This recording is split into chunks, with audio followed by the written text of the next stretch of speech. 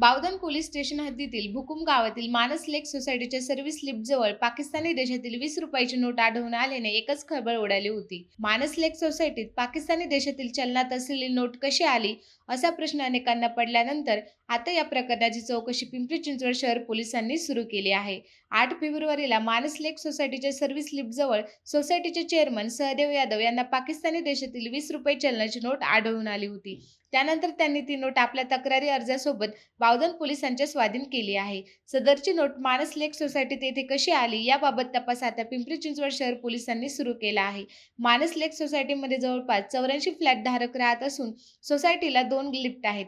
मात्र लिफ्टच्या बाजूला असलेला कॅमेरा काही दिवसांपासून बंद असल्याने या प्रकरणाचा तपास करण्याचं मोठं आव्हान पोलिसांसमोर असणार आहे. बावधन पोलीस स्टेशन अंतर्गत भुकुम गावामध्ये मानस लेक सोसायटी नावाची एक सोसायटी आहे.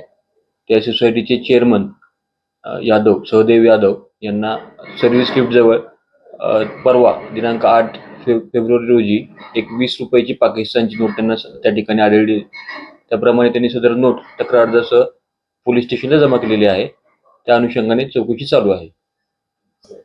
त्या अनुषंगाने आता चौकशी चालू केली की नोट तिथं कशी आली, काय आली, सध्या तरी चौकशी चालू आहे.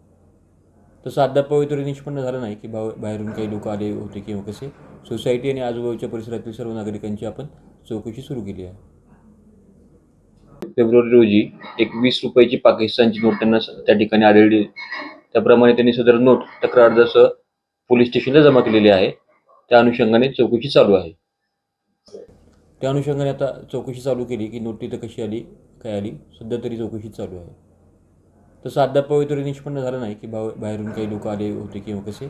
सोसायटी आणि आजूबाजूच्या परिसरातील सर्व नागरिकांची आपण चौकशी सुरू केली आहे.